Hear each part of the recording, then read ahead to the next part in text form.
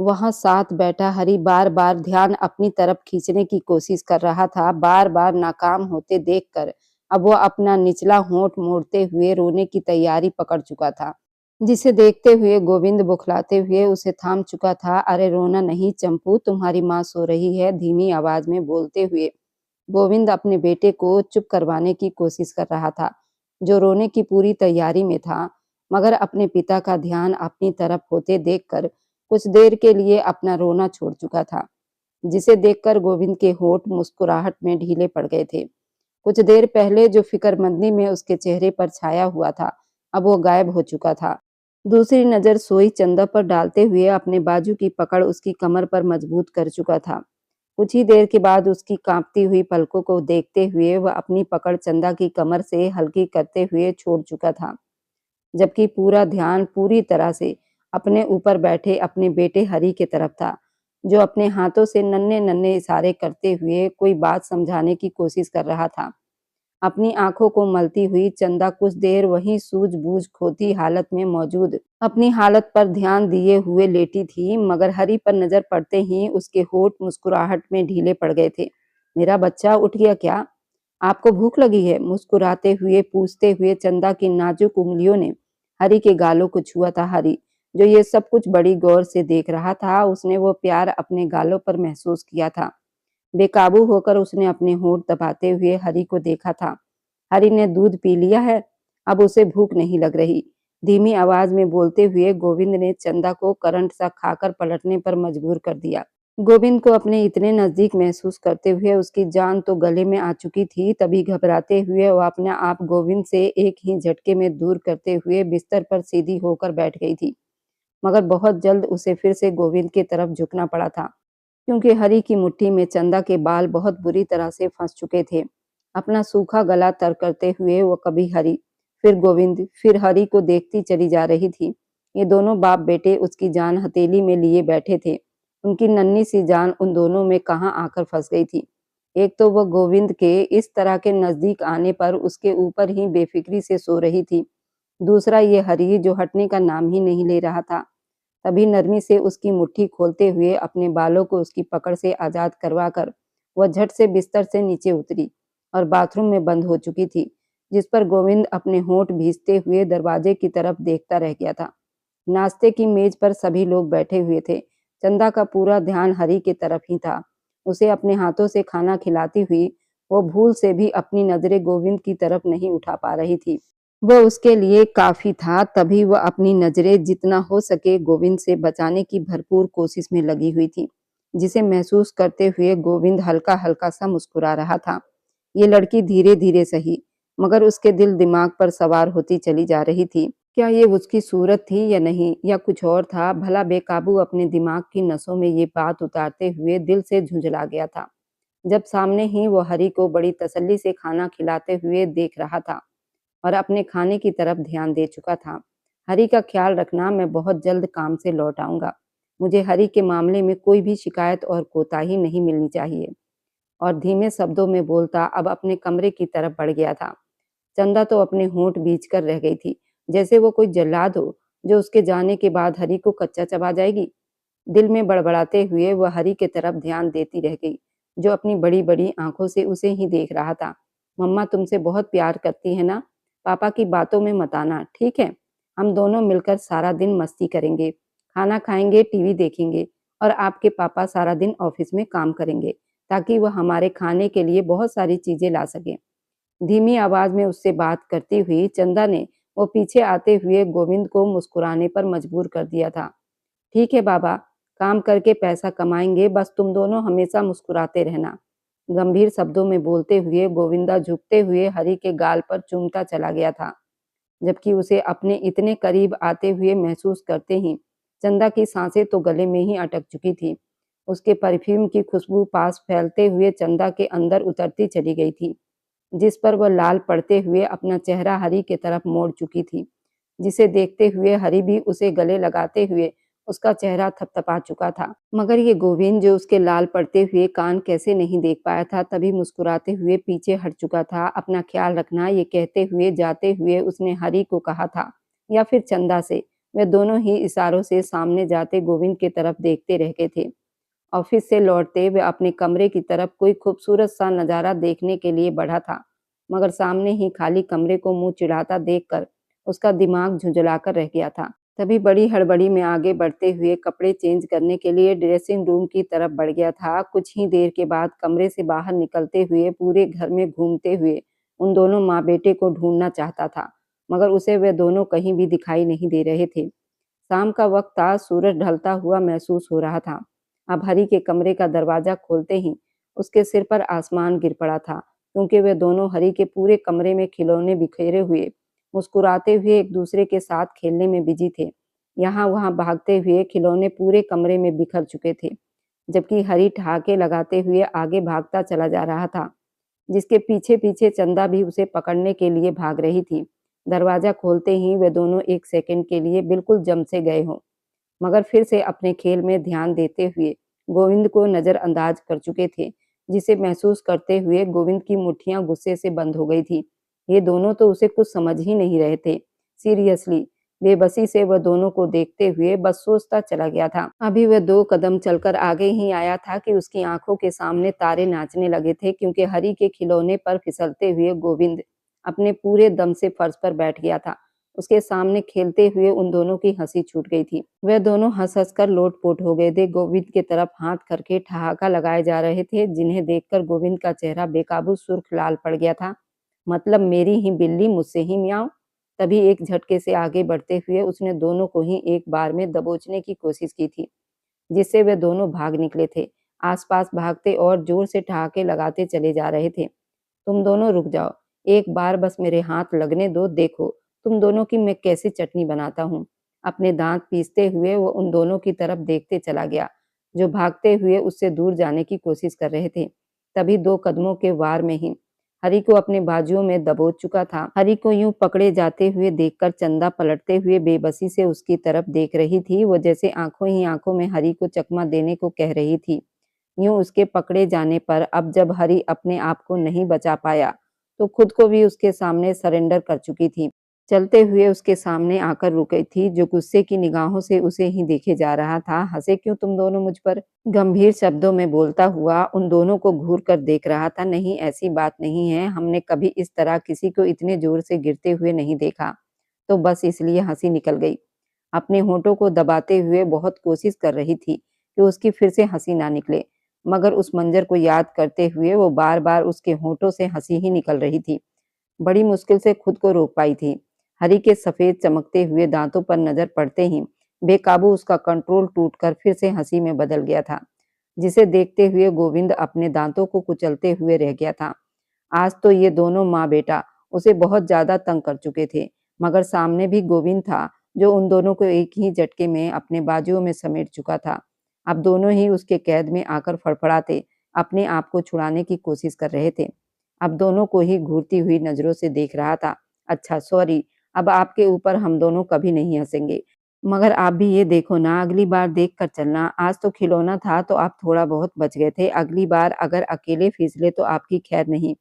गंभीर होते हुए अपनी हंसी को पूरे तरीके से काबू में करते हुए बोलती चंदा फिर से ये मंजर सोचकर लोटपोट होते हुए हंस पड़ी थी, जबकि उसकी लाल पड़ती हुई रंगत को देखते गोविंद के होंठ मुस्कुराहट में ढीले पड़ गए थे। दूसरी नजर अपनी गोद में बैठे हुए हरी की तरफ गई, जो अपनी माँ को यूं हंसते हुए देखकर और ज्यादा ठहाके लगाते हुए हंस रहा था। गोविंद की दुनिया तो बस यहीं तक रुक गई थी। वह बस उन दोनों को चुपचाप देखते चले जा रहा था। गोविंद, क्या हम आपसे एक बात पूछ सकते हैं? ये पहली बार था जब सामने से उसे बराबरी से बात करते हुए कुछ पूछना चाहती थी, जिसे महसूस करते हुए गोविंद देवता की तरह उसकी तरफ देखते हुए पूरा ध्यान दे चुका था।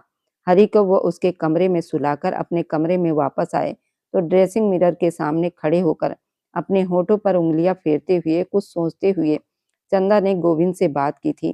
तुम्हें मुझसे क्या पूछना है? चमकती हुई आंखों से सामने मौजूद चंदा को देखते हुए वो उससे बात कर रहा था, जबकि चंदा कुछ देर उसके चेहरे को देखते हुए अपने होठों को चबा गई थी, मगर फिर अपने शक को देखते हुए अपना गला साफ करते हुए उसकी तरफ देखने लगी थी। वह हम पूछना चाह रहे थे कि हरि की माँ कौन है? वह ये कहते वक्त थोड़ा सा झिझकते हुए पूछ बैठी थी, जिसने गोविंद को अपने होंठ बंद करने पर मजबूर कर दिया था। पल पल उसकी आंखों में उतरती हुई लाल आंखों से देखते हुए बेकाबू चंदा को अपना गलत सवाल पूछने पर पछतावा हो रहा था। अपनी आंखें गंभीरता से बंद करते हुए वह दिल ही दिल में खुद को बहुत कंट्रोल कर रही थी। अगर आपको इस सवाल का जवाब नहीं देना है तो कोई बात नहीं, हमने तो वैसे ही पूछ लिया था। अगर आपको हमारी बात बुरी लगी है तो उसके लिए सॉरी। अपने होठों को चबाती हुई उसके पल पल सुर्ख पड़ते हुए चेहरे को देखते हुए वो चुप हो गई थी। गोविंद अपनी लाल आंखों के साथ बिस्तर के पास खड़ा हुआ था। मुझे कुछ काम है, तुम सो जाओ, गंभीर शब्दों में बोलता हुआ अपने भारी भरकम कदमों के साथ बाहर निकलता चला गया था। चंदा बेकाबू शर्माकर रह गई थी। उसे क्या जरूरत थी भला गोविंद से ये सवाल पूछने की। अब जो बीते हुए कल थे वो बीत चुके थे। उसे भविष्य में जीना चाहिए था, मगर न जाने क्यों उसकी ये शक भरी तबीयत उसे सताए जा रही थी। कुछ ही देर पहले वह सोने की तैयारी करते हुए लेटने वाले थे, मगर अब उसका सवाल सुनते ही वह सख्त ठंड में भी बाहर निकल गया। न जाने वह अब कहाँ जाकर रहेगा। बेकाबू गोविंद के बारे में सोचती चली गई। ना चाहते हुए भी उसकी सोचों का दायरा बढ़ता ही चला गया। बेशक उन दोनों को स्वीकार करके ही ये शादी करके वह इस घर में आई थी, मगर अब धीरे धीरे उनके साथ वक्त बिताते हुए उनके ही बारे में सोचकर अपने कामों को करने लगी थी। अब इसके अंदर बहुत बदलाव आया था। अगली सुबह न जाने वह किस वक्त कमरे में आया था। बराबर रात को उसका इंतजार करते हुए चंदा की आंख लग चुकी थी। जब सुबह उसकी आंख खुली तो बिस्तर की दूसरी साइड खाली थी। जब से वह शादी करके आई थी ये पहली बार था कि गोविंद उसके जागने से पहले ही वहां से उठ चुका था। आखिरकार चंदा अपनी आंखें बंद किए हुए एक बार फिर से वह सवाल पूछने पर खुद को रोक नहीं पाई थी। ड्रेसिंग रूम से आने वाली खटपट की आवाज पर अपने चेहरे का मुंह उस तरफ मोड़ गई थी जहां वह आदमी खड़ा होकर तैयार होकर बाहर निकल रहा था। तभी उसकी नजर बेकाबू घड़ी की तरफ पड़ी जहां घड़ी 6 बजा रही थी। इतनी जल्दी? आखिर उसके होठों से ये दो शब्द निकले थे, मगर उस पर वह अपने होठों को दबाकर गोविंद की आंखों को देख गई थी, जो रात की चुगली करने जा रही थी। असल में मेरी एक मीटिंग है, तो मुझे वहीं अटेंड करने के लिए सुबह सुबह ही जाना पड़ेगा। आराम से उठना, हरी को देख लेना और नाश्ता कर लेना। मेरी फिक्र करने की कोई जरूरत नहीं। गंभीर शब्दों में बोलते हुए अपनी भारी कदम लिए वहां से निकलता चला गया। चंदा अपने होठों को चबाते हुए परेशानी से उसके तरफ देखती चली गई। ऐसा अंदाजा तो गोविंद का उस वक्त था जब वो नई नई शादी करके उसके घर में आई थी। उसके घर में तो गोविंद उसके साथ और हरी के साथ मुस्कुराने लगा था। अब लगता था फिर उसने अपने ऊपर वही खोल चढ़ा लिया था। अजीब से दिन बीतने लगे थे। गोविंद फिर से अपने उसी खोल में सिमट कर रह गया था। हरी के साथ वह ऐसा ही था जैसा वह शुरू दिन से देखती आ रही थी, मगर चंदा के साथ हालात कुछ रूखे से हो गए थे, जिसको वह दोनों ही महसूस कर रहे थे, मगर दोनों ही उस चीज को खुद से निकाल पाने की हिम्मत नहीं कर पाते थे। काफी बार गोविंद से बात करने की कोशिश की, मगर जैसे ही चंदा कोई बात करने की कोशिश करती, गोविंद कोई न कोई बहाना करते हुए वहां से उठकर चला जाता, जिस पर उसकी बात अधूरी रह जाती थी। उसे महसूस हो रहा था कि गोविंद उसे किसी बात से बचने की कोशिश कर रहा है। शायद उसकी पहली पत्नी की बात थी, जो उसे बताना ही नहीं चाहता था। गोविंद, हमें आपसे बात करनी है, गंभीर शब्दों में बोलती हुई 2 कदम चलते उसके तरफ आई, जो अभी अभी ऑफिस से लौटा ही था। फ्रेश होने के बाद बाथरूम की तरफ बढ़ रहा था। उसकी बात सुनने के लिए अपने होंठ भींच कर रुकते हुए उसकी तरफ देखने लगा। गोविंद, हम जानते हैं कि हमें आपसे पूछना नहीं चाहिए, मगर अब हम पूछ कर ही रहेंगे। आपको भी समझ जाना चाहिए, जो बीते हुए कल थे वो बीत चुके हैं। अब उस बात के लिए इतना गुस्सा करने की क्या जरूरत है? अगर आप हमें नहीं बताना चाहते तो हम दोबारा नहीं पूछेंगे, मगर दोबारा से यूं अनजान तो मत बनो। यूं हरी से दूर रहने पर वह बहुत ज्यादा अपसेट है। अगर आप अभी भी ऐसे ही रहोगे तो हम दोनों को भी बहुत हर्ट करोगे। गंभीर शब्दों से अपनी उंगलियां मोड़कर कहती हुई उसके तरफ देखती चली गई, जो चंदा की बात पर अपने होठों को चबाते हुए दूसरी तरफ देखने लगा था। ऐसी बात नहीं है, मैं अपने बीते हुए कल को छुपाने की कोशिश नहीं कर रहा हूँ, बल्कि मैं अभी भी उसी कल में ही जी रहा हूँ। मैं जानता हूँ मैंने तुमसे शादी की है, मगर अभी उस टॉपिक पर डिस्कस करने की मुझ में हिम्मत नहीं। मुझे कुछ वक्त दे दो। मैं अभी उस समस्या से अपने आप को नहीं निकाल पाया हूँ कि उसके बारे में मैं तुमसे बात कर सकूं। मैं अभी मेंटली डिस्टर्ब हूँ। गंभीरता से धीमे शब्दों में बोलते हुए आगे बाथरूम में बंद हो चुका था। पीछे चंदा अपनी उंगलियों को मसलते हुए उसके तरफ देखने लगी थी। अच्छी बात है, वे हमसे नाराज नहीं, मगर ऐसी भी क्या बात हो सकती थी जो हमें कुछ बताना ही नहीं चाहते। गुस्से से सोते हुए अपने पैरों को पटकते हुए वापस पलट चुकी थी। कभी न कभी तो गोविंद को बताना ही पड़ेगा, तब उसे भी मालूम हो जाएगा। सोचते हुए वे हल्का सा मुस्कुरा दी। चंदा कमरे में दाखिल हो चुकी थी। चलो हरी, आज पापा को सरप्राइज देने के लिए उनके ऑफिस चलते हैं। मुस्कुराते हुए बोलती हरी को अपनी गोद में उठाए हुए बाहर की तरफ बढ़ गई थी। कार के सामने ठहरते हुए वह ड्राइवर को गोविंद के ऑफिस का पता दे चुकी थी। मुस्कुराते हुए हरी को अपनी गोद में उठाए हुए वह साथ ही गोविंद के लिए खाना भी बनाए हुए थी। साथ में बैठकर वे दोनों सुकून से खाते। हरी गोविंद को बहुत मिस कर रहा था। आजकल गोविंद इतना बिजी रहने लगा था कि उसे वक्त ही नहीं देता था। तभी आज उसने ये प्लान बनाया था, गोविंद और हरी को खुश कर सके, गोविंद के साथ अपनी बढ़ती हुई दूरियों को भी कम कर सके। गोविंद देखो, हम तुम्हारे लिए क्या लेकर आए हैं।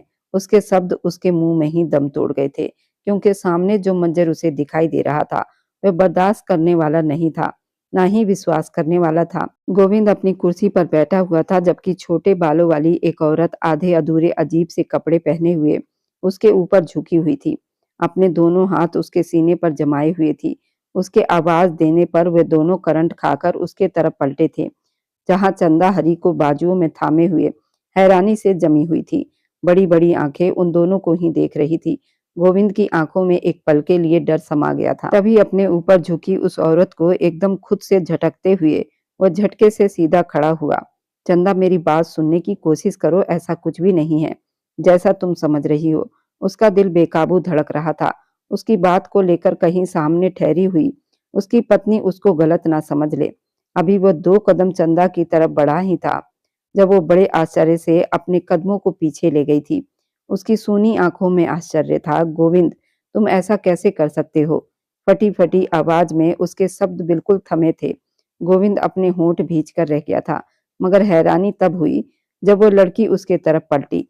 चंदा हैरानी से आंखें खोले हुए उस औरत को देखती चली गई, जो मुस्कुराते हुए चंदा और हरी के तरफ ध्यान दे रही थी।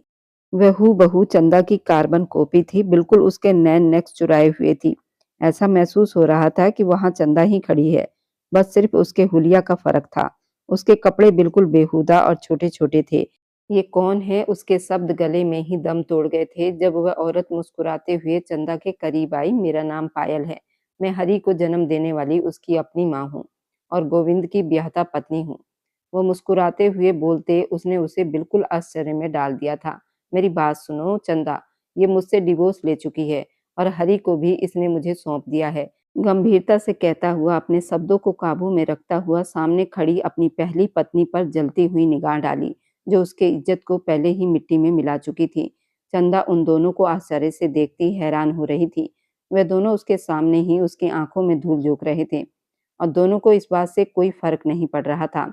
डिवोर्स ली हुई ये औरत उसके पति पर डोरे डालने की कोशिश कर रही थी और उसका पति उस औरत को डिवोर्स देकर भी उसे अपने सामने रंगरलियां मनाते हुए देख रही थी।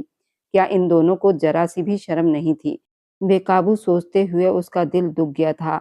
तभी हरी को हाथों में मजबूती से थामे हुए वह वापस उस ऑफिस से बाहर निकल चुकी थी। गोविंद लपकते हुए उसकी तरफ भागा था। इससे पहले कि वह दरवाजे को पार करता, पायल ने उसका हाथ थामे उदास आंखों से उसे देखती चली गई। गोविंद, जाने दो उसे, अब मैं आ गई हूँ तो उसकी जरूरत नहीं, गंभीरता से बोलती वह हल्का सा मुस्कुराई थी, जिस पर गोविंद अपने होंठ भींचते हुए उसके हाथ को झटक कर उसे दूर कर चुका था। मुझसे दूर रहो और दोबारा मेरे ऑफिस में तुम दिखाई मत देना, नहीं तो मैं तुम्हारे साथ क्या करूंगा इसका खबर मुझे भी नहीं है। गंभीर शब्दों से एक एक शब्द चिल्लाता हुआ वहां से निकल गया, जबकि पायल दांत पीसते हुए उसे देखकर वहीं रुक गई। एक बेवकूफी की वजह से गोविंद से डिवोर्स ले चुकी थी, मगर अब बहुत पछता रही थी। गोविंद जैसे सोने की चिड़िया उसके हाथों से निकल चुकी थी, जबकि अपने बेटे हरि की कस्टडी भी उसे देते हुए अपने सारे संबंध उससे खत्म कर चुकी थी। अब वो दोबारा कैसे उस तक पलट कर जाती, बस ये सोचकर रह गई थी। चंदा, मेरी बात समझने की कोशिश करो, मेरा अब उससे कोई संबंध नहीं, मैं उसे डिवोर्स दे चुका हूँ। वह खुद मेरे ऑफिस में चले आई, मेरे सर पर सवार हो गई थी, उसके पीछे भागता हुआ उसे समझाने की कोशिश कर रहा था, मगर चंदा कुछ भी सोचे बिना बस आगे चलती जा रही थी। घर आते ही उसने हरी के कमरे में खुद को और हरी को बंद कर लिया था। हरी को दूध देकर सुला चुकी थी, जबकि वह अपने उसी कपड़ों पे बिस्तर पर हरी के पास ही बैठी हुई सोचते चली गई थी। जो सोच उसके दिमाग में चल रही थी, वह उन दोनों को बर्बाद करने के लिए काफ़ी थी।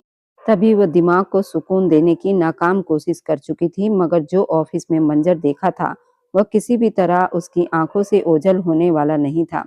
आखिर क्यों गोविंद ने उसके साथ ऐसा किया था? वह तो नहीं आई थी उससे शादी करने के लिए, गोविंद ही गया था, जो अपनी इज्जत रखने के लिए उससे शादी करना चाहता था। तो क्यों उसके साथ नरम व्यवहार रख रहा था, वैसा ही रहता जैसा वह अभी था, ताकि वह कम से कम उस पत्थर से कोई उम्मीद तो नहीं करती। उसके साथ इतने दिनों से रहते हुए गोविंद से उम्मीद बांध चुकी थी, मगर नहीं जानती थी ये सारी उम्मीद वह एक गलत इंसान से बांध रही थी, जो उसे बुरी तरह से तोड़कर रख देगा। बेकाबू आंखों को बंद किए हुए बहते आंसुओं के साथ वह सोचती चली गई थी। एक नजर पलटते हुए सो रहे अपने बेटे की तरफ डाल रही थी। वह मासूम था, वह सारी चालाकियों से बहुत दूर था, मगर न जाने क्यों हरी के चेहरे में उसे गोविंद का चेहरा दिखाई दे रहा था। इसका मतलब हरी पहले ही उसकी तरफ यूं खिंचा चला गया था, क्योंकि उसका चेहरा उसकी अपनी माँ से हूबहू मिलती थी। ये ख्याल ही उसके लिए बहुत परेशान कर देने वाला था। जिस तरह मोहब्बत हरी को देती आई थी, वह तो अपनी माँ समझकर मुझसे बात करता था, मगर वह उसकी माँ नहीं थी। ये परेशानी, ये भारीपन उसके जख्मों पर मरहम रखने वाला हरी अभी इन सब को सोचने और समझने से बिल्कुल नादान था। गोविंद, हमें तुमसे डिवोर्स चाहिए। वह बराबर चुप रहने के बाद आज 1 हफ्ते के बाद उसने अपना मौन व्रत तोड़ दिया था, मगर जो शब्द उसके मुंह से निकले थे, गोविंद के दिल को छलनी-छलनी कर गए थे। वह जो उसके लिए अब एहसास महसूस करने लगा था, उस बात से अनजान चंदा इससे अब वो मांग कर रही थी, वह उसके लिए अब बदल रहा था। चंदा, मेरी बात समझने की कोशिश करो। मैं तुम्हें बोल रहा हूँ, मेरा उस लड़की से अब कोई संबंध नहीं। वह खुद ब खुद मेरे ऑफिस में घुस आई थी। मुझे एक बार समझाने का मौका तो दो। बस बस, ये बोलता हुआ उसके दोनों हाथों को थामे उसके करीब बैठ गया था, जबकि चंदा किसी असर के बस सामने की तरफ देखती चली जा रही थी। बस, ज्यादा बातें बनाने की अब बिल्कुल भी जरूरत नहीं। मैं सब कुछ देख चुकी हूँ। उसके लिए यही काफी था। वह इस घर में एक आया के तौर पर आई थी। हरी भी उसे तभी चाहता था, क्योंकि उसकी माँ का चेहरा उसके चेहरे के साथ बिल्कुल मिलता था, जबकि गोविंद तो उसके चेहरे में अपनी पहली पत्नी का चेहरा ढूंढने लगा था। वह दोनों को इससे कोई फर्क नहीं था। वह उन दोनों के साथ रहते हुए उससे मोहब्बत की उम्मीद कैसे रख लेती। तभी वह इतना बड़ा फैसला ले गई थी। ये फैसला उसके लिए भी आसान नहीं था। विधवा हो जाना, अब डिवोर्स लेना। लोग उसको कैसी-कैसी बातें सुनाएंगे, मगर वह किसी की बातों का असर नहीं ले रही थी। वह सारी जिंदगी हरी की आंखों में अपनी माँ की परछाई नहीं देखना चाहती थी। तुमने मुझे पहली बार कब देखा था? जब तुम्हें मालूम हुआ कि मैं तुम्हारी पहली पत्नी की तरह दिखती हूँ। गंभीर शब्दों में बोलते हुए उसके शब्दों में कोई जज्बा मौजूद नहीं था, जबकि गोविंद थक हार कर अपना सिर हाथों में झुकाए हुए आंखें मीच गया। गौरी से शादी तय होने के बाद एक बार वहां आया था। तुम मुझसे पल्ला करती थी, क्योंकि तुम विधवा थी, मैं तुम्हें देख नहीं पाया। बस एक बार गलती से तुम्हारी तस्वीर देख ली थी। तुम्हारे पति के साथ तुम्हारे घर में टंगी हुई थी। मैंने मजबूर होकर ये सब कुछ किया था। मैंने गौरी से शादी करने का बोला था, ताकि मैं तुमसे शादी कर सकूं। हाँ, मैं जानता हूँ ये मेरी गलती थी, लेकिन गौरी ने शादी एन टाइम पर भागकर मेरा काम और आसान कर दिया। पहले तुम्हें अपनी पत्नी की शक्ल मिलने की वजह से पहचानता था, मगर तुम विश्वास करो चंदा, जब से तुम आई हो मैं मुस्कुराने लगा हूँ। हरी, जिसके लिए मैं फिक्र में रहता था, अब मैं उसके लिए तुम पर भरोसा करने लगा हूँ। मैंने जिंदगी में कभी किसी पर भरोसा नहीं किया, किसी के साथ हंस नहीं पाया। वे औरत जो खुद को मेरी पत्नी कहती है, पायल, वो मुझे एक अमीर आदमी के लिए छोड़कर चली गई थी, और हम दोनों के प्यार की निशानी को, अपने बेटे को, मुझे सौंप दिया था। मैं उस वक्त बहुत बुरी हालत में था। मैं बस यही समझ पाया था कि मुझे मेरे बेटे के लिए एक माँ लानी है। मेरा विश्वास करो चंदा, मैं तुमसे बहुत मोहब्बत करने लगा हूँ। बेबसी से बोलता हुआ उसके हाथ को थामे अपना सिर ऊपर टिका चुका था, जबकि चंदा तो सुन कानों के साथ बस उसे देखती चली गई। ये सब कुछ एक चालाकी थी। तस्वीर में मुझे टंगा देखकर अपने शादी का फैसला कर लिया, और उसमें तुमने गौरी को भी शामिल कर लिया। जबरदस्ती मुझसे शादी करना, ये सब कुछ एक चाल थी, गोविंद की चाल, जिसमें वो फंस कर रह गई थी। बेकाबू सोचते हुए खुद पर हंसी आ गई थी। वो कैसे इंसान के साथ दिल लगा बैठी थी। तुम खुदगर्ज हो गोविंद। तुम पहले भी खुदगर्ज थे और अब भी खुदगर्ज हो। तुमने हमारी मोहब्बत को रुस्वा कर दिया। बस तुमने मुझ में अपनी पत्नी को ही देखकर शादी की और हरी भी मुझे अपनी माँ की शक्ल समझकर ही मुझसे मोहब्बत करता है। मेरी अपनी कोई पहचान नहीं, इसलिए मैं तुम्हारे साथ नहीं रहना चाहती। मैं कभी माफ नहीं करूंगी। गंभीर शब्दों में बोलते हुए उसके हाथ झटकते हुए अब खड़ी हो चुकी थी, जिस पर गोविंद तड़पते हुए फर्श पर उसके सामने दरवाजे पर बैठ गया था। मुझे छोड़कर मत जाओ। मैं तुम्हें बेहद चाहता हूँ। मैं कसम खाकर कह सकता हूँ चंदा, मैं अपने बेटे की कसम खाकर कह सकता हूँ, मैं तुमसे बेहद मोहब्बत करता हूँ। जब तुम मेरी जिंदगी में आई हो, मैंने हर एक चीज को पीछे छोड़ दिया। मैंने पायल को पीछे छोड़कर तुम्हें अपनाया। मैं तुमसे बेहद मोहब्बत करता हूँ, मुझे छोड़कर मत जाओ। नहीं नहीं, मैं मर जाऊंगा। तड़पते हुए शब्दों में बोलते गोविंद उसके आसपास अपने बाजुओं को जमा गया, जबकि चंदा हरी की कसम खाने पर सुन खड़ी उसे देखती रह गई। गोविंद की हालत को देखती रह गई थी। जिस तरह मोहब्बत वो हरी से करता था, ये कोई ढकी छुपी बात नहीं थी। अब गोविंद हरी की कसम खा रहा था, तो इसका मतलब था कि वह सच कह रहा था। तभी झुककर उससे उठती हुई उसकी आंखों में देखती चली गई। वादा करो उस पायल से कभी नहीं मिलोगे। वादा करो हरी को कभी उसकी माँ के बारे में सच नहीं बताओगे। वादा करो हरी की माँ मैं ही रहूंगी। वादा करो तुम्हारी ये मोहब्बत मेरे स्वीकार करने के बाद बदल तो नहीं जाएगी। धीमे शब्दों में उसकी आंखों में देखकर वादे लेते हुए वह अपनी जिंदगी जीने के लिए एक और मौका दे रही थी। मैं वादा करता हूँ, मैं दिलो जान से वादा करता हूँ, मैं अपनी बात पर डटा रहूंगा। उसके दिल को कुछ सुकून सा मिला था।